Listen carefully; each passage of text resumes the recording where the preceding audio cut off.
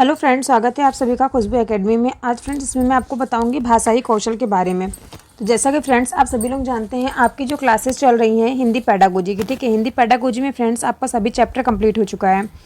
तो अब ये लास्ट चैप्टर फ्रेंड्स आपका रह गया है भाषाई कौशल, ठीक है। तो इसके बारे में आज मैं आपको बताऊँगी। इसके बाद आपका रह जाएगा जो हिंदी ग्रामर, जिसमें कि फ्रेंड्स मैंने आपको बताया था गद्य पद और हिंदी ग्रामर आपका जो आता है वो आपका 15 नंबर में पूछा जाता है, ठीक है। उसको मैं भी कंप्लीट करा दूंगी। इसको 2 या 3 क्लास में आपको कंप्लीट हो जाएगा। और उसके लिए फ्रेंड्स मैंने आपको बताया है कि मेरी जो हिंदी ग्रामर की प्लेलिस्ट बनी हुई है चैनल पे, उससे आप लोगों की तैयारी जो है काफ़ी अच्छी हो सकती है, ठीक है। तो आप लोगों प्लेलिस्ट पे जा करके सारे जितने वीडियो डाल रखी हूँ मैं सारे देख लीजिएगा। आपके लिए काफ़ी ज़्यादा हेल्पफुल रहेगा और आपके एग्ज़ाम में आपकी हेल्प करेगा और अच्छे नंबर से आपको पास भी कराएगा, ठीक है। तो देखिए फ्रेंड्स, अभी यहाँ बात करें भाषाई कौशल क्या होता है, भाषाई विकार क्या होता है। तो देखिए सबसे पहले यहाँ बात हो रही है भाषा कौशल की। तो भाषा कौशल किसे कहते हैं, इसके बारे में हम बात करते हैं। भाषा कौशल क्या है। तो भाषा कौशल जो है फ्रेंड्स 4 प्रकार के होते हैं, ठीक है। इन चारों कौशलों को जो है भाषाई कौशल कहा जाता है और इन्हें क्या है 2 भागों में भी बांटा गया है, ठीक है। 2 भागों में बांटा गया। कौन कौन से 2 भाग है वो भी सब मैं बताऊँगी। पहले मैं 4 कौशलों के बारे में बात कर लेते हैं। 4 कौशल कौन कौन से हैं। तो पहला देखिए यहाँ पे दिया गया है सुनना, बोलना, पढ़ना, लिखना, ठीक है। इसके बारे में फ्रेंड्स मैंने पहले भी आपको बहुत बार बता दिया है कि भाषा बोध, ठीक है। भाषा बोध क्या होता है या फिर भाषाई विकार क्या होता है, भाषाई कौशल क्या होता है, इसके बारे में, ठीक है। तो देखिए जो भाषा कौशल है, तो भाषा कौशल फ्रेंड्स देखिए भाषा जो होती है, आई मीन लैंग्वेज। सबसे पहले मैं आपको लैंग्वेज बता दूं, लैंग्वेज किसको कहते हैं। लैंग्वेज देखिए फ्रेंड्स भावों को अभिव्यक्त करने के लिए एक माध्यम होता है, ठीक है। मनुष्य जो है पशुओं से इसलिए श्रेष्ठ है क्योंकि उसके पास क्या है, अभिव्यक्ति के लिए एक ऐसी भाषा होती है जिसे लोग क्या कर सके, समझ सकते हैं। भाषा बौद्धिक क्षमता को भी अभिव्यक्त कर सकते हैं। तो इसलिए इसको क्या कहा गया फ्रेंड्स, भाषा कहा गया। भाषा क्या होता है, बहुत से लोग जो होते हैं वाणी और भाषा दोनों का प्रयोग कर एक दूसरे के पर्यायवाची के रूप में करते हैं, परंतु इन दोनों में क्या होता है, बहुत अंतर होता है। जैसे कि हरलाख आपके एक मनोवैज्ञानिक हैं, इन्होंने कहा है कि दोनों शब्दों को निम्नलिखित रूपों से स्पष्ट किया जा सकता है।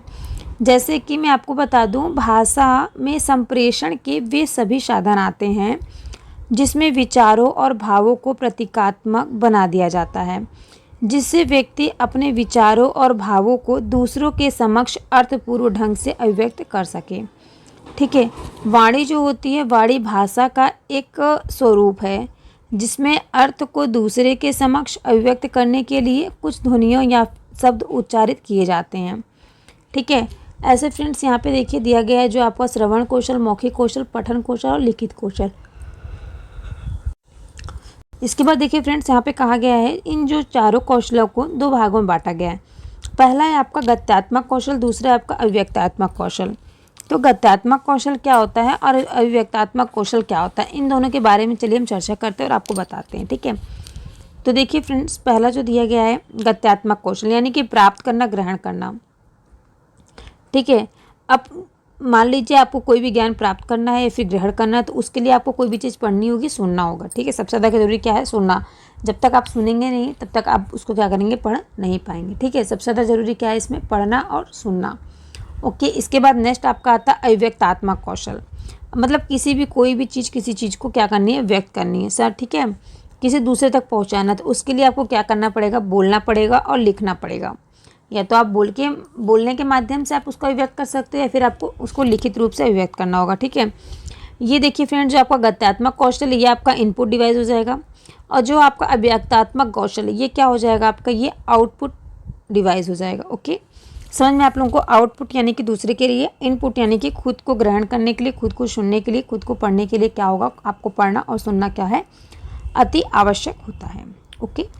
इसके बाद देखिए फ्रेंड्स नेक्स्ट दिया गया है श्रवण कौशल। श्रवण कौशल क्या होता है, श्रवण कौशल के फ्रेंड्स सोपान होते हैं। कौन कौन से सोपान होते हैं, पहला दिया गया है सुनना, श्रवण, ठीक है। सुनना या फिर श्रवण कौशल ये क्या होता है, दोनों एक ही कौशल होते हैं, या सुनना या फिर श्रवण जो हो गया, ठीक है।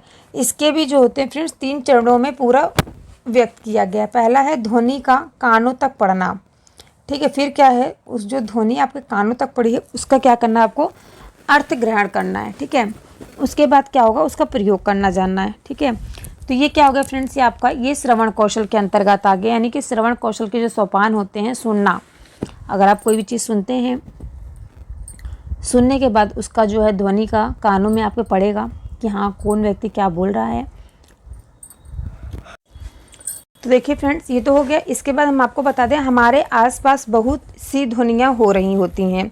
यदि हमें किसी विशेष ध्वनि को सुनना है तो हमें क्या करना पड़ेगा, उस पर ध्यान देना पड़ता है। ठीक है, अगर हम कोई भी चीज़ को ध्यान से सुनेंगे तभी ना उसकी ध्वनि हमारे कानों में पड़ेगी, फिर हम उसका अर्थ ग्रहण कर पाएंगे, फिर क्या बात हो रही उसका हम क्या करेंगे, एक्सप्रेशन यानी कि उसका हम प्रयोग कर सकेंगे। ठीक है, अब चलिए इसके आगे हम बात करते हैं। इसके आगे देखिए फ्रेंड्स, दिया गया है सस्वर वाचन क्या होता है। सस्वर वाचन यानी कि फ्रेंड्स बोल कर पढ़ना, जैसे कि गद्य हो गया आपका, उपन्यास, कहानी, नाटक, निबंध, पद्य, गीत, कविता का पाठ पढ़ाते समय शिक्षक क्या करता है, सस्वर यानी कि आदर्श वाचन करता है। इससे जो सभी बच्चों के श्रवण कौशल का विकास होता है। ठीक है, यहाँ पे फ्रेंड्स क्या हो रहा है, आपका लिसनिंग कौशल का विकास हो रहा है। लिसनिंग कौशल का विकास करने के लिए फ्रेंड्स देखिए, सबसे पहले मैं आपको बता दूँ, बच्चों में भाषाई कौशल के विकास का जो क्रम होता है, सबसे पहले श्रवण कौशल का विकास होता है। ठीक है, सबसे पहले बच्चे सुनना स्टार्ट करेंगे। श्रवण कौशल का अर्थ होता है सुनना। ठीक है, सुनना। ओके, सस्वर कौशल का मतलब क्या होता है, श्रवण कौशल का फ्रेंड्स। ठीक है, श्रवण कौशल का मतलब क्या होता है, सुनना। ओके, सुनना एवं कौशल का अर्थ होता है निपुणता प्राप्त करना। इस प्रकार श्रवण कौशल से अभिप्राय यह है कि विद्यार्थियों में दूसरों के विचारों को भली भांति सुनकर उनका अर्थ ग्रहण करने की जो क्षमता को विकसित करना, श्रवण कौशल अन्य भाषाई कौशल के विकास का आधार है। क्योंकि सुनना भाषा के विकास का पहला चरण होता है और इसके अभाव में अन्य कौशलों का समुचित विकास होना कठिन होता है। ठीक है, अब इसके बाद फ्रेंड्स आपका आता है सेकंड क्या है, प्रश्नोत्तर विधि। प्रश्नोत्तर विधि क्या होता है, इसके बारे में चलिए मैं आपको बताती हूँ। प्रश्नोत्तर विधि फ्रेंड्स क्या होता है ना, इसमें बच्चों से प्रश्न पूछ के बच्चों से आंसर पूछा जाता है। कोई भी चीज़ अगर बच्चों को पढ़ाई जाती है तो उससे प्रश्न करके उसका आंसर पूछा जाता है। तो इससे क्या होता है, बच्चों की जानने की जो इच्छा होती है वो जागृत होती है। इसके बाद नेक्स्ट पॉइंट आपका दिया गया है कहानी कहना व सुनना। बच्चे मतलब कहानी खुद से कहेंगे, उनके टीचर्स कहेंगे, उसको सुनेंगे, पढ़ेंगे, बोलेंगे। तो ये क्या हो गया आपका, ये भी आपका कहानी सुनना या पढ़ना में आ गया। ओके, इसके बाद नेक्स्ट दिया गया है श्रुत लेख, सुनकर लिखना या फिर सुलेख लिखना। तो ये सुलेख लिखना या फिर सुनकर लिखना क्या होता है, इसमें देखिए फ्रेंड्स, जो सुनकर लिखना, शब्द लिखना, इसमें क्या होगा, बच्चे क्या करेंगे, टीचर्स जो उनके हैं वो टीचर्स उनको बोलेंगे और बच्चे क्या करेंगे, सुन करके उसको ध्वनियों को लिखेंगे। उससे क्या होगा, वो ध्वनियों का भी विभेदीकरण करना सीख लेंगे। कैसे फ्रेंड्स, देखिए पहले जो कोई भी चीज़ टीचर्स बता रहे हैं उनको वो सुनेंगे, उन ध्वनियों में वो क्या करेंगे, विभेदीकरण, उनमें डिफ्रेंसिएशन करना सीख जाएंगे। करने का सबसे अच्छा माध्यम होता है, इसके द्वारा बालक विभिन्न प्रकार की जो ध्वनियाँ होती हैं, ध्वनियों के माध्यम से अंतर करना सीखता है, जिससे उसके श्रवण कौशल के साथ ही वाचन, लेखन एवं पठन कौशल का भी विकास होता है। ओके, अब देखिए फ्रेंड्स, नेक्स्ट यहाँ पे दिया गया है भाषण, मौखिक अभिव्यक्ति को विकसित करने की विधि। अब देखिए यहाँ पे बात हो रही है मौखिक अभिव्यक्ति की। ठीक है, मौखिक अभिव्यक्ति की विधि को क्या करना है,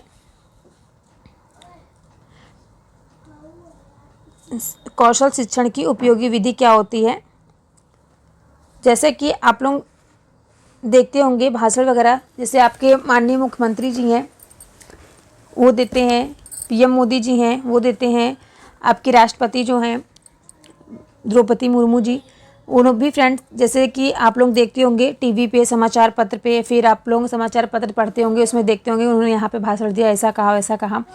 फिर आपके आसपास में जो ग्राम पंचायत, सभा पंचायत जो होती है, उसमें भी आप देखते होंगे कोई भाषण देता होगा। या फिर उसको छोड़िए, आप लोग क्लास में जैसे देखते होंगे स्कूल में अपने इस टीचर्स आते हैं, आपके लेक्चर देते हैं। ठीक है, वो भी एक प्रकार का आपके लिए भाषण ही होता है। ठीक है, उसके बाद फिर मैं आपको बता दूँ, जैसे आपका स्कूल में जो भी आपका राष्ट्रीय पर्व, नेशनल फेस्टिवल मनाया जाता है उसमें।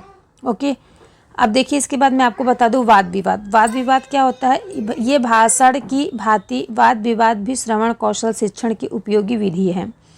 ठीक है, इसमें क्या होता है, कौन बनेगा करोड़पति, तो इसमें इस प्रकार से पूछा जाता है क्वेश्चन आंसर। ठीक है, वाद विवाद, जैसे आप कौन बनेगा करोड़पति में आप देखते होंगे ना, उसमें कौन रहता है, अमिताभ बच्चन रहते हैं। कमेंट करके आप लोग बताइएगा, मुझे उतना आइडिया नहीं है। तो वो क्या करते हैं, क्वेश्चन पूछते हैं और जो क्वेश्चन का आंसर देता है, ठीक है, कुछ टाइम शायद सेट होता है ना, उतना टाइम में कोई आंसर देगा तो क्या होगा, वो बनेगा करोड़पति।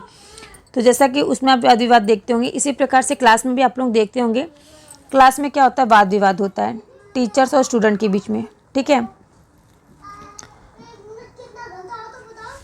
अब देखिए इसके बाद है आदेश निर्देश।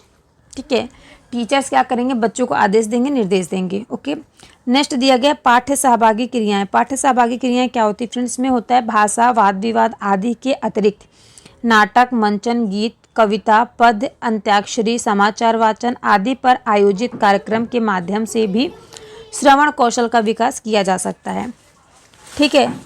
जिस प्रकार से आप लोग देखते होंगे महत्वपूर्ण जानकारी प्राप्त करने में बालक लोग क्या करते हैं, बालक लोगों के द्वारा कही गई बातों एवं रेडियो, ऑडियो जैसे उपकरणों को सुनकर सामाजिक व्यवहार, जीवन आदि से संबंधित उपयोगी जानकारी प्राप्त करता है। ओके। अब जैसे कि फ्रेंड्स मैं आपको बता दूं भाषा विकास में बोलने की भूमिका क्या होती है।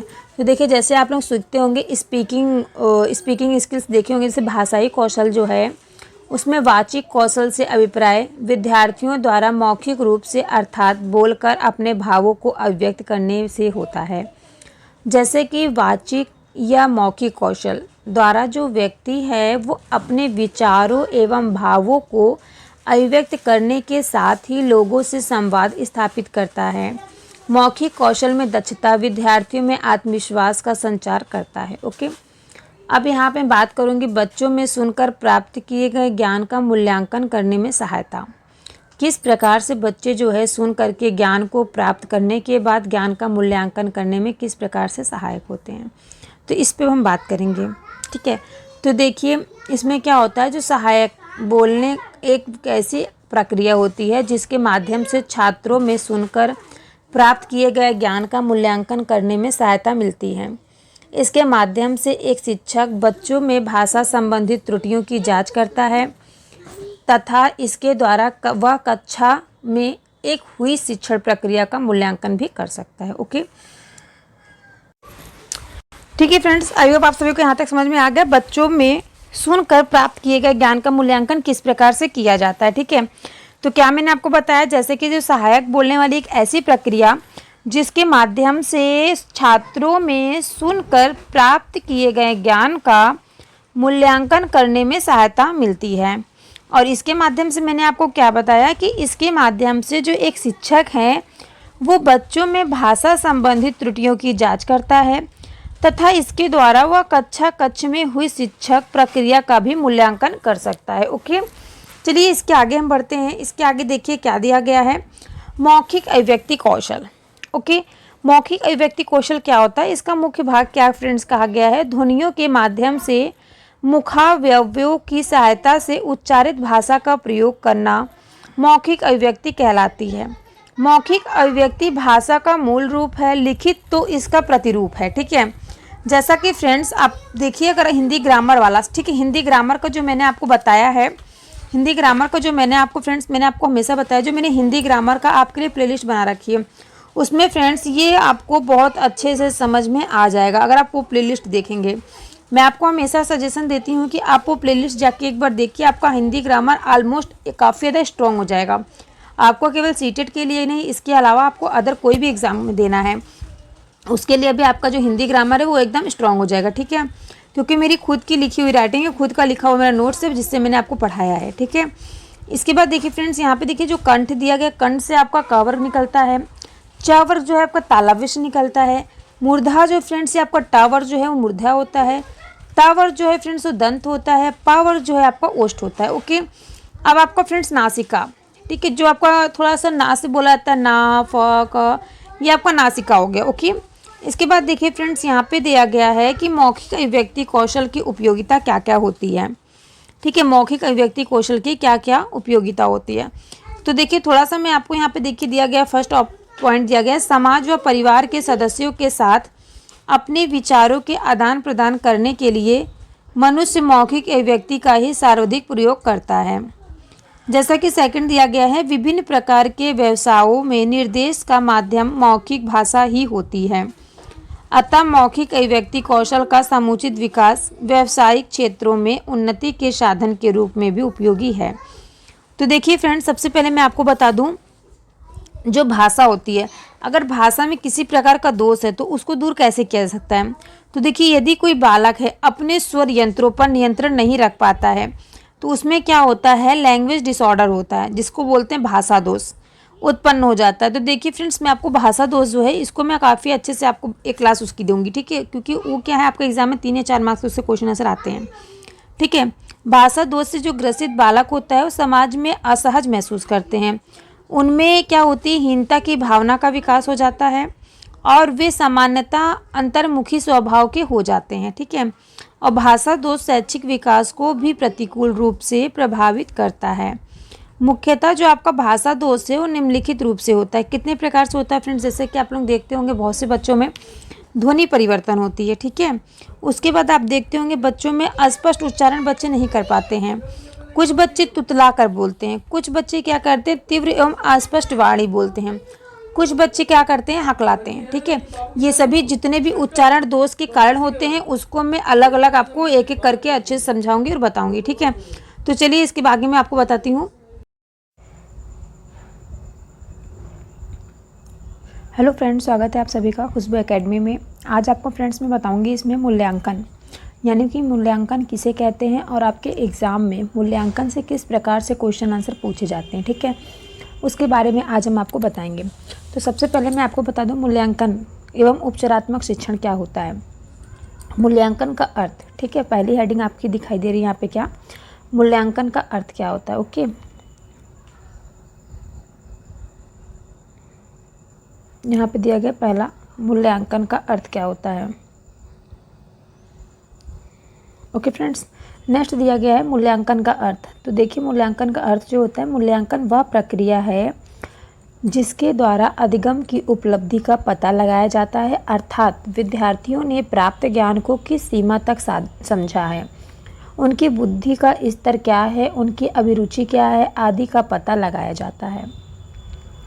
बालक की शिक्षा में मूल्यांकन और मापन दोनों महत्वपूर्ण हैं। मूल्यांकन मापन पर निर्भर करता है, ठीक है, मूल्यांकन क्या करता है, मापन पर निर्भर करता है। तो देखिए फ्रेंड्स, मैं आपको बता दूं मूल्यांकन जो होता है जिसको इवैल्यूएशन कहते हैं, ठीक है, मूल्यांकन को इंग्लिश में इवैल्यूएशन कहते हैं। पठन पाठन जो प्रक्रिया होती है इसका एक अभिन्न हिस्सा होता है जिसको हम क्या कहते हैं, मूल्यांकन कहते हैं। यह एक क्या है, सतत चलने वाली प्रक्रिया होती है। मूल्यांकन जो है यह एक सतत चलने वाली प्रक्रिया है और इसका जो उद्देश्य है वह सीखने वाले की भाषा की संरचना और एकरूपता की समझ का आकलन, साथ ही इसे विभिन्न संदर्भों में उपयोग करने की क्षमता और सौंदर्य परक पहलू को परख सकने की क्षमता के लिए भी आकलन के रूप में देखा जा सकता है, ठीक है। जिस प्रकार मैं आपको बता दूं, इससे हमें यह सीखने वाले की वास्तविक स्थिति का पता चलता है और उसकी स्थिति या स्तर को बेहतर बनाने के लिए समय पर उचित निर्णय लेने के लिए आवश्यक पहल करने के भी संकेत मिलते हैं, ठीक है। क्या क्या करने को मिलता है हमें, इससे एक वास्तविक स्थिति का पता चलता है और किसी की लेवल का, ठीक है, किसी की लेवल को बेहतर करने के लिए, बेहतर बनाने के लिए किस समय क्या निर्णय लेना है इसकी भी आवश्यकता का पहल हमें किससे पता चलता है, मूल्यांकन से। मूल्यांकन देखिए फ्रेंड्स क्या है ना, सीखने वाले का जो मूल्यांकन होता है वो भाषिक ज्ञान और संप्रेषण कौशल दोनों के स्तरों पर होना चाहिए। क्योंकि क्या होता है, जो सीखने वालों का मूल्यांकन होता है वो स्वयं उनके संदर्भों में और उसके साथियों के साथ रखना किया जाना चाहिए, जिसके लिए कई प्रकार के परीक्षण किए जा सकते हैं, चाहे वो खुले हों या बंद प्रश्न हो, बहुवैकल्पिक प्रश्न हो या सामूहिक कार्य और प्रोजेक्ट आदि के आधार पर विद्यार्थियों की प्रगति के लिए मूल्यांकन के नए नए तरीके का शुरुआत भी किया गया है। तो ठीक है फ्रेंड्स, मूल्यांकन करना है या तो आप चाहे लिखित कर लें या आप उनसे बहुवैकल्पिक प्रश्न पूछ कर लें या आप उनसे बंद प्रश्न करवा लें या फिर समूह कार्य करवा लें, फिर प्रोजेक्ट कार्य करवा लें। मतलब कि आपको किसी भी प्रकार का क्या करना है, बच्चों के लिए मूल्यांकन करना है बच्चों का, ठीक है। अब मैं आपको यहाँ पे बता दूँ, दिया गया है मूल्यांकन का उद्देश्य क्या होता है, ठीक है। यहाँ पे बात हुई फ्रेंड्स मूल्यांकन का उद्देश्य। तो मूल्यांकन का उद्देश्य फर्स्ट हेडिंग दिया गया है, छात्रों की उपलब्धि का पता लगाना, छात्रों की उपलब्धि का पता लगाना। नेक्स्ट दिया गया है छात्रों के विकास को निरंतर गति देना। थर्ड कह रहा है कि छात्रों के योग्यता, कुशलताओं, रुचियों आदि का पता लगाना। एंड फोर्थ कह रहा है छात्रों का वर्गीकरण करना। तो देखिए फ्रेंड्स, विद्यार्थियों के जो भाषाई कौशल की प्रगति का आकलन करना, उनकी जो भाषा की कौशल है उसमें कितनी प्रगति हुई है उसका आकलन करना क्या कहलाता है? मूल्यांकन कहलाता है। नेक्स्ट दूसरा पॉइंट मैं आपको बता दूं, विद्यार्थियों का जो सतत मूल्यांकन करके भाषा शिक्षण में आने वाली कठिनाइयों को दूर करना।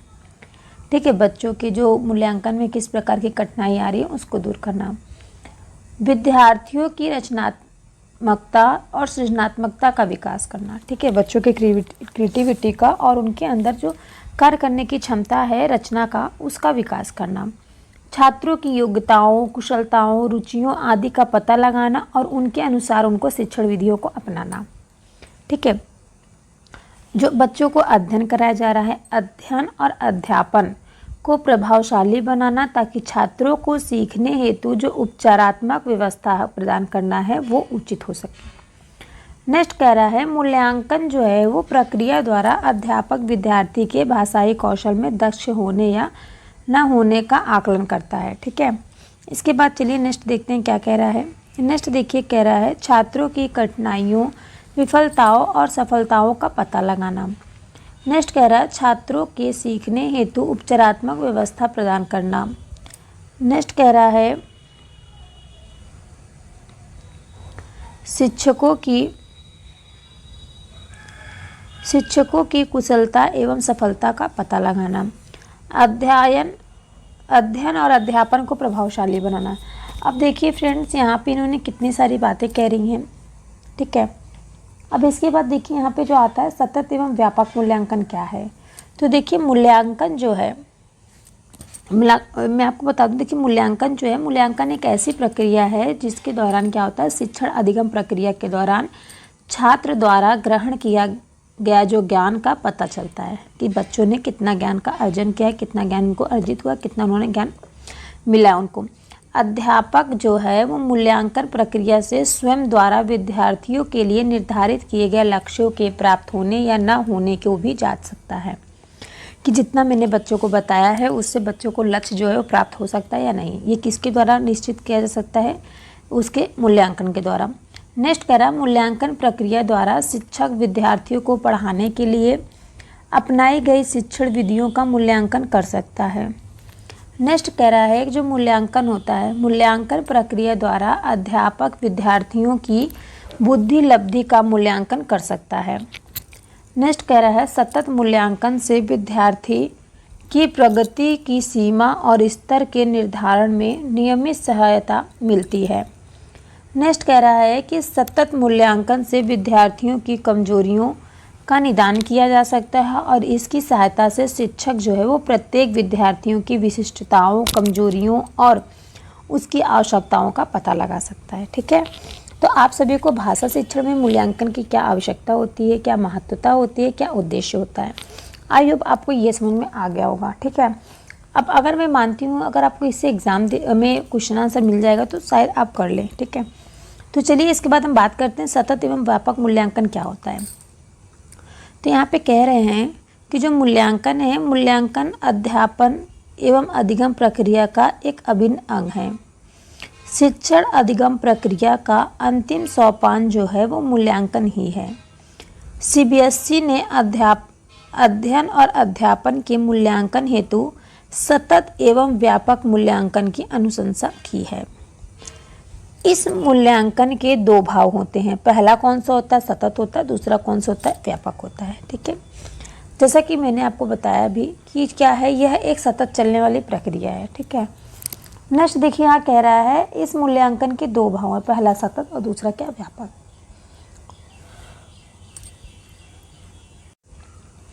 अब यहाँ पे कहा जा रहा है सतत मतलब क्या होता है, लगातार। ओके, सतत मतलब क्या होता है, लगातार, जबकि व्यापक मतलब क्या होता है, फैला हुआ या फिर विस्तृत। सोपान क्या होता है, चरण यानी कि स्टेप होता है। अनुशंसा मतलब क्या होता है, सिफारिश। ठीक है, जो भी वर्ड आपको डिफिकल्ट लग रहा है मैंने यहाँ पे देखिए लिख रखा है। ठीक है, आई होप आप सभी को ये सभी जो वर्ड डिफिकल्ट लगता है आप कमेंट करके भी हमसे बाद में पूछ सकते हैं, मैं उसका भी आंसर आपको दे दूँगी। ठीक है, तो देखिए जो फ्रेंड्स यहाँ मैंने आपको बताया सतत एवं व्यापक मूल्यांकन की, जो मैंने बताया आपको कि सीबीएसई ने क्या कहा है कि जो अध्ययन है और अध्यापन के मूल्यांकन हेतु सतत एवं व्यापक मूल्यांकन क्या किया गया है, सतत एवं व्यापक मूल्यांकन की अनुशंसा की गई है। ठीक है, तो आई होप फ्रेंड्स यहाँ तक आप सभी को समझ में आ गया। अब देखिए हम बात करते हैं सतत मूल्यांकन क्या होता है।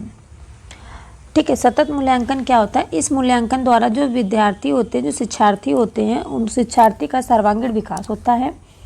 और अधिगम क्या होता है, सतत प्रक्रिया है, अर्थात यह एक निरंतर चलने वाली प्रक्रिया होती है। इसलिए शिक्षार्थियों का जो मूल्यांकन भी निरंतर होना चाहिए। अब देखिए फ्रेंड्स यहाँ पे कह रहा है सतत मूल्यांकन के प्रकार। सतत मूल्यांकन के प्रकार जो होते हैं कितने होते हैं, पहला निदानात्मक मूल्यांकन, दूसरा रचनात्मक मूल्यांकन, तीसरा संकलनात्मक मूल्यांकन। तो देखिए फ्रेंड्स सतत मूल्यांकन क्या होता है, सबसे पहले मैं आपको बता दूं मूल्यांकन के प्रकार। तो देखिए परीक्षण का अर्थ क्या होता है, ज्ञान, क्षमता व प्रदर्शन का किसी भी विधि से मापन करना। ठीक है, किसी भी विधि से जो मापन किया जाता है उसको क्या कहेंगे, मूल्यांकन कहते हैं। भाषा शिक्षण के मामले में जांच को कक्षा के ही विस्तार के रूप में देखा जाना चाहिए। जो सीखने वाले व सिखाने वाले, ठीक है, जो सीखने वाले हैं और जो सिखाने वाले, जो टीचर्स हैं, स्टूडेंट हैं, दोनों के लिए जो उपयोगी होता है, सूचनाएं प्रदान करने में सहायक हो और जिनकी उपयोग पढ़ाने के तरीके और सामग्री को विकसित करने हेतु किए जा सके। तो इसको क्या कहते हैं फ्रेंड्स, इसको हम कहेंगे परीक्षण मूल्यांकन के प्रकार। ओके, सतत मूल्यांकन के प्रकार। अब यहाँ देखिए फ्रेंड्स दिया गया है सतत मूल्यांकन का उद्देश्य यह जानना है कि बच्चे कैसे सीखते हैं। सतत मूल्यांकन में सबसे अधिक भाषा प्रयोग की क्षमता है।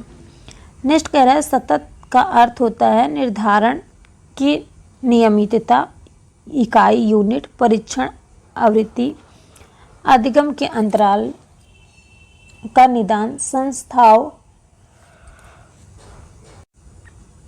समस्याओं का पता लगाना, सुधारात्मक उपायों का उपयोग, पुनः परीक्षण और स्वयं मूल्यांकन। ठीक है, ये किसका अर्थ बता रहा है फ्रेंड्स, सतत का अर्थ बता रहा है।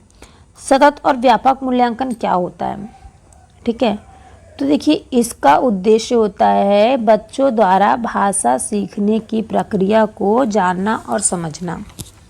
क्या कहलाता है आपका,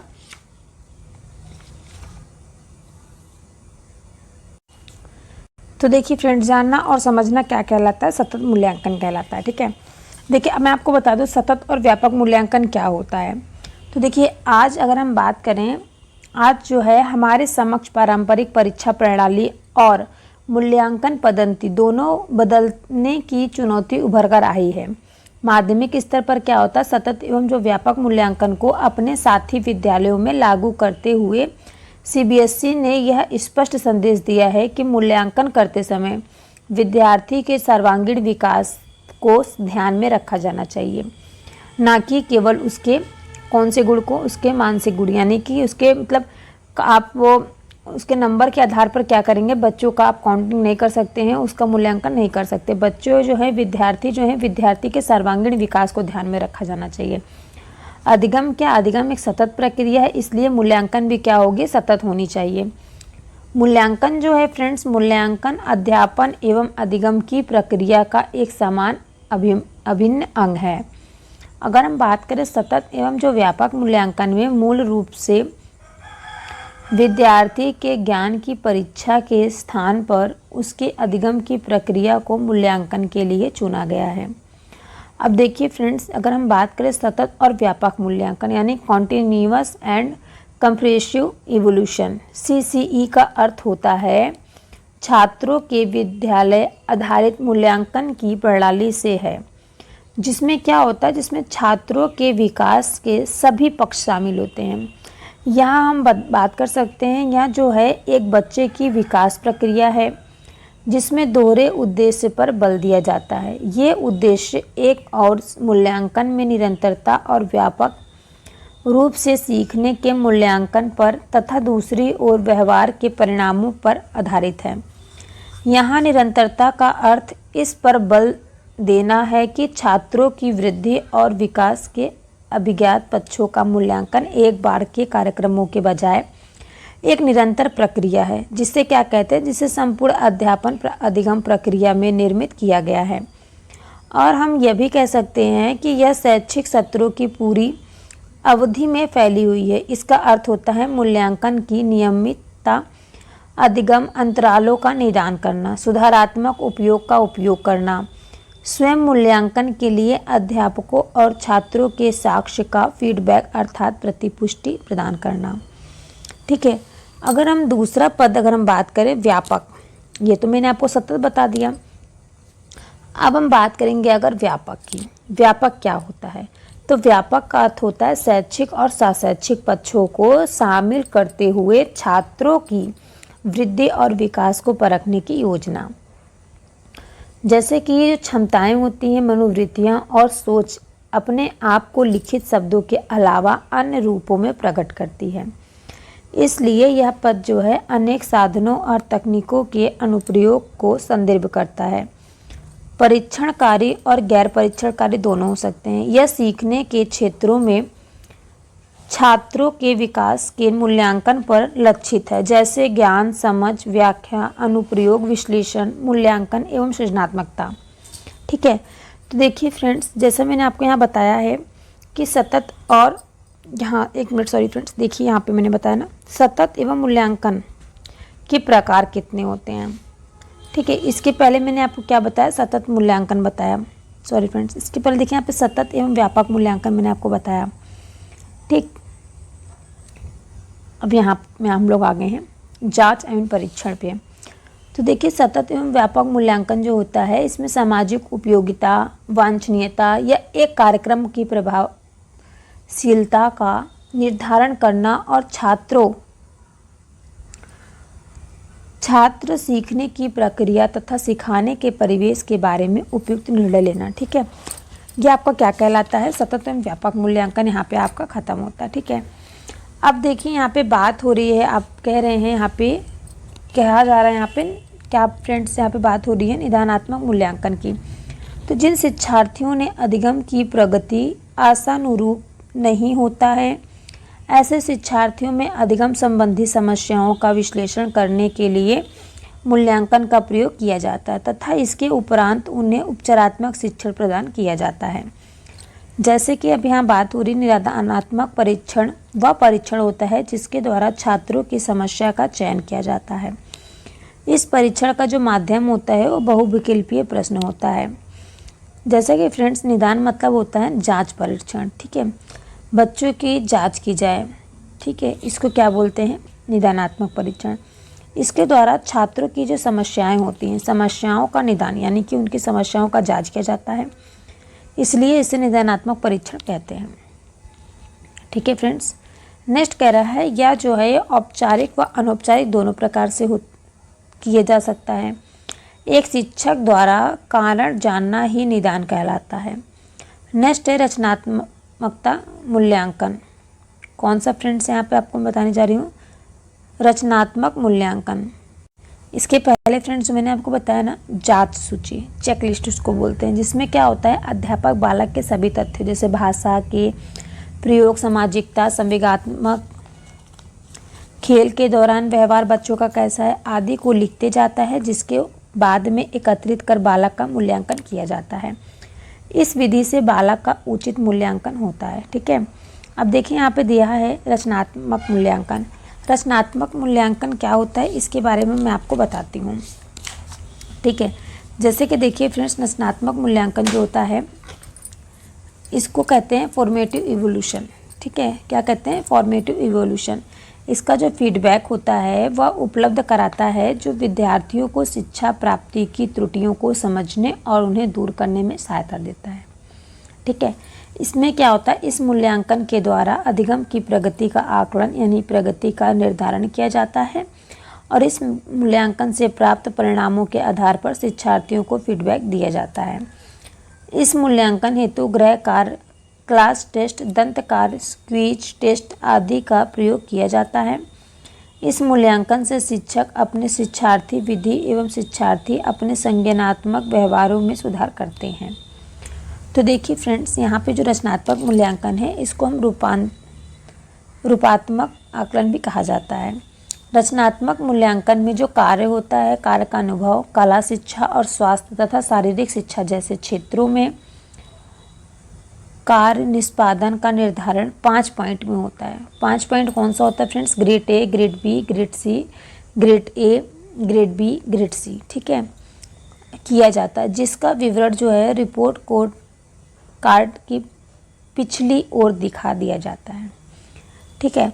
जैसे कि फ्रेंड्स आप लोग देखते होंगे ना, अगर आपका हाई स्कूल इंटर का जो मार्कशीट है उसमें से आपको मिलता है A grade 1, A grade 2, B grade 1, B grade 2, C grade 1, C grade 2, D grade, E grade 1, E grade 2। इस प्रकार से क्या क्या आता है, नंबर काउंटिंग दी जाती है बच्चों को। अब फ्रेंड्स आप लोग सोच रहे होंगे रचनात्मक मूल्यांकन जो है इसका कार्य क्या होता है। देखिए, जो रचनात्मक मूल्यांकन है इसकी जो कार्यान्वयन होती है वो होती है शिक्षा प्राप्ति के लक्ष्य, अभिप्राय तथा अथवा जो परिणाम होते हैं, परिणाम और इन्हें प्राप्त करने की जो कसौटी को पूरा करने में सहयोग देता है। उससे रचनात्मक मूल्यांकन से अध्यापकों और विद्यार्थियों के बीच गंभीर बातचीत जो निरंतर बनती रहती है उसमें और परिपक्वता आ जाती है। जो रचनात्मक मूल्यांकन के कार्यान्वयन के अंतर्गत प्रभावशाली फीडबैक समय पर उपलब्ध कराया जाना चाहिए, जो विद्यार्थियों को अपनी शिक्षा को आगे बढ़ाने में समर्थ बनाता है। ठीक है फ्रेंड्स, समझ में आप लोगों को? इसमें कुछ नहीं, बस जो रचनात्मक निर्धारण का संकेंद्रण है जिस पे फोकस किया जाता है उसको क्या करना चाहिए, विद्यार्थियों के शिक्षा प्राप्ति के परिणाम जो आते हैं उस पर निर्धारण अपेक्षाओं को बांटना चाहिए। उसके बाद स्पष्ट रूप से निर्धारित जो कसौटियों का उपयोग करना चाहिए। उसके बाद जो उदाहरण होते हैं, उदाहरणों और आदर्शों का उपयोग करें। उसके बाद उनको क्या करना, जो विशिष्ट फीडबैक आता है उसको फीड फॉरवर्ड दें, जिससे यह सहायता मिलेगी ताकि विद्यार्थी स्वनिर्धारित कर सके, विद्यार्थी अपनी प्रगति का विवरण रख सके और अध्यापक विद्यार्थी की प्रगति का विवरण रखे। ठीक है, यहाँ तक आप सभी को समझ में आया। अब नेक्स्ट क्या फ्रेंड्स दिया गया है, संकलनात्मक मूल्यांकन। ये मूल्यांकन फ्रेंड्स किस प्रकार से है, चलिए इसके बारे में हम बात करते हैं। ये देखिए फ्रेंड्स, यहाँ पे दिया गया है, यह जो मूल्यांकन है संपूर्ण सत्र की समाप्ति के बाद किया जाता है और इस मूल्यांकन का उद्देश्य अधिगम प्राप्ति और शैक्षिक उपलब्धि का आकलन कराना होता है। जैसे कि यहाँ पे देखिए फ्रेंड्स दिया गया है, व्यापक मूल्यांकन किसे कहते हैं। तो सतत मूल्यांकन शिक्षार्थियों के व्यवहार के सिर्फ एक पक्ष यानी कि संज्ञानात्मक पक्ष का मूल्यांकन करता है, परंतु अगर हम बात करें दूसरा जो है वो व्यापक मूल्यांकन के द्वारा शिक्षार्थियों के व्यवहार के तीनों पक्ष यानी कि संज्ञानात्मक पक्ष, भावात्मक पक्ष एवं क्रियात्मक पक्ष का मूल्यांकन होता है। इस मूल्यांकन के द्वारा शिक्षार्थी जो हैं वो शिक्षार्थी एवं गैर शैक्षिक पक्षों का मूल्यांकन होता रहता है। ठीक है फ्रेंड्स, यहाँ तक आप सभी को समझ में आया। नेक्स्ट फ्रेंड्स यहाँ पे दिया गया मूल्यांकन एंड मापन में डिफरेंस। मूल्यांकन और मापन में क्या डिफरेंसेस हैं। तो फ्रेंड्स, जो मूल्यांकन और मापन में डिफरेंसेस है ये मैं आपको कल की क्लास में कराऊंगी। आई होप आज की क्लास जो है आप सभी को अच्छे से समझ में आया होगा और आप सभी लोग अच्छे से कर लेंगे। ठीक है, तो फ्रेंड्स देखिए इसके बाद क्या आपको पढ़ना है, मूल्यांकन और मापन में अंतर। तो यहाँ पे 2-4 पॉइंट है, आपको मैं बता देती हूँ। देखिए पहला पॉइंट दिया गया है, मूल्यांकन में अंकनात्मक एवं गुणात्मक दोनों ही प्रकार के निरीक्षणों के स्थान दिए जाते हैं। नेक्स्ट जो मापन कह रहा है कि मापन में क्या होता है फ्रेंड्स, मापन में केवल अंकनात्मक निरीक्षण को ही स्थान दिया जाता है। नेक्स्ट कह रहा है मूल्यांकन जो है वो एक निरंतर चलने वाली प्रक्रिया है, जबकि मापन क्या है, किसी भी समय किया जा सकता है। मूल्यांकन में क्या होता है, वस्तु का क्या मूल्य है उत्तर दिया जाता है, जबकि मापन में वस्तु कितनी है, ठीक है, उसकी क्वांटिटी बताई जाती है। मूल्यांकन में क्वालिटी और मापन में क्वांटिटी। नेक्स्ट है, खुशबू ने हिंदी में 95 अंक लेकर कक्षा में प्रथम स्थान प्राप्त किया।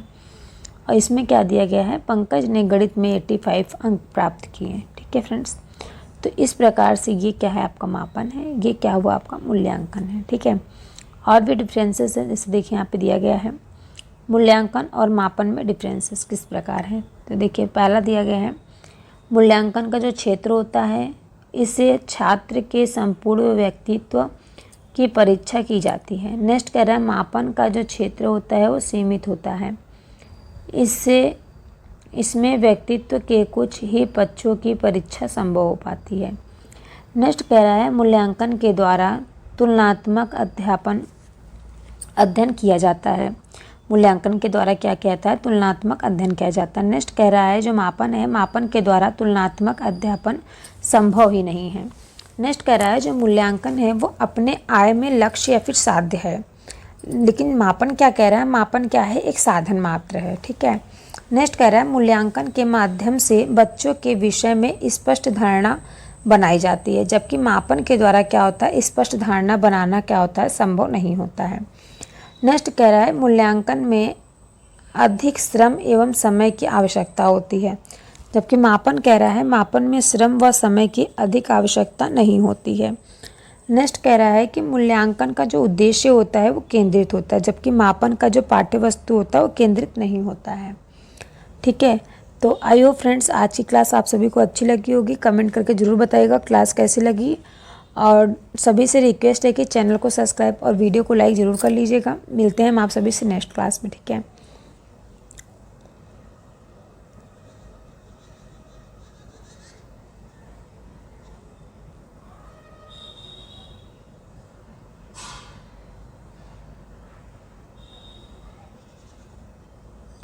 कल की क्लास में देखिए फ्रेंड्स, मैं आपको क्या बताऊंगी, सतत एवं व्यापक मूल्यांकन का क्या महत्व होता है। ठीक है।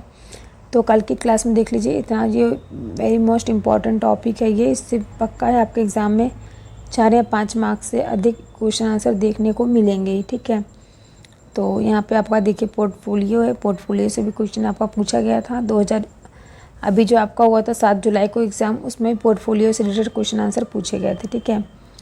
तो चलिए मिलते हैं नेक्स्ट क्लास में आप सभी से। आई होप आज की क्लास आप सभी को अच्छी लगी होगी। ये तो मैं आपको पढ़ा चुकी हूँ ना, कहानी शिक्षण, कविता शिक्षण, व्याकरण शिक्षण। अगर आप लोगों को नहीं है, आप लोग क्लास अटेंड किए तो आप लोग क्लास अटेंड कर लीजिएगा। यूट्यूब पर मैंने क्लास डाल रखी है। ठीक है।